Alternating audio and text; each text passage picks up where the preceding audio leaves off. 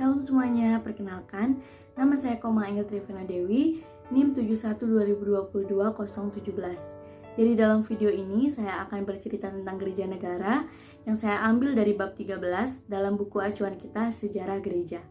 Selamat menyaksikan. Masa Konstantius Agung adalah masa yang baik bagi gereja, karena pada saat itu gereja ditetapkan mendapatkan kebebasan sepenuh-penuhnya dan segala hal yang dirampas oleh negara harus dikembalikan atau dibayar. Setelah terjadi perdamaian antara gereja dan negara, pada tahun 380, gereja diresmikan menjadi gereja negara oleh Kaisar Theodosius. Pada masa itu, Kaisar Konstantius berupaya untuk menghubungkan gereja dan negara agar dapat membasmi gereja sekta di luar gereja Katolik. Sedangkan pada saat itu agama non-Kristen ini dibiarkan. Karena menurut Theodosius Agung, penganut iman Kristen yang benar atau ortodoks ini diperintahkan sebagai kewajiban terhadap negara, dan menganut agama non-Kristen ini dipandang sebagai suatu pelanggaran politik yang harus dihukum. Kemudian selanjutnya, Theodosius kekaisaran ini dibagi menjadi dua bagian, yaitu Timur dan Barat. Bagian Barat ini menjadi sasaran serangan suku bangsa Jerman sampai negara Romawi runtuh dan pecah. Sedangkan di bagian Timur bertahan cukup lama. Kemudian Justinianus ini mendirikan gedung gereja atau hikmat suci yang besar di Konstantinopel, yang kemudian dipakai sebagai masjid Islam. Dialah yang menyempurnakan gereja negara.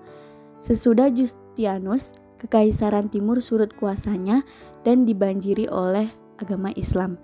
Namun pada saat itu agama Islam tetap membiarkan agama Kristen ada.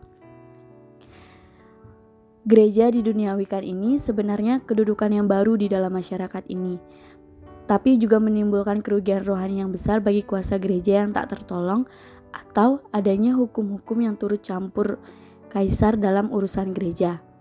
Inilah yang disebut gereja diduniawikan.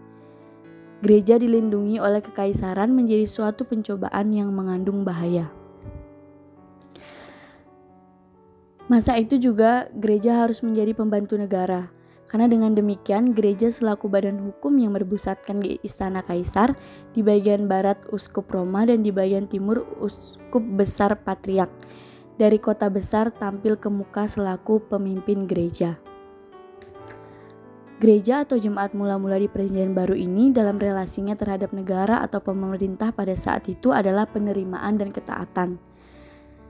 Kemudian gereja, negara dan kebudayaan mengalami kemerosotan kira-kira pada tahun 900 dikarenakan sudah tidak ada pemimpin yang kuat. Dan pada saat itu harus diakui bahwa gereja masih membutuhkan bantuan negara.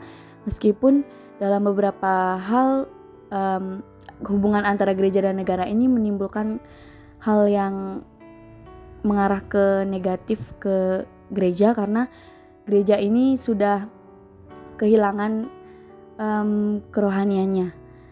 Kemudian gereja yang berelasi dengan negara harus menyadari bahwa negara ini bisa menjadi instrumen Allah ataupun sebaliknya instrumen iblis atau setan. Dengan ini semoga penjelasan materi tentang gereja negara ini dapat membantu kita untuk mengetahui dengan jelas bagaimana kondisi gereja yang diperhubungkan dengan negara dan kondisi kerohanian gereja pada saat itu.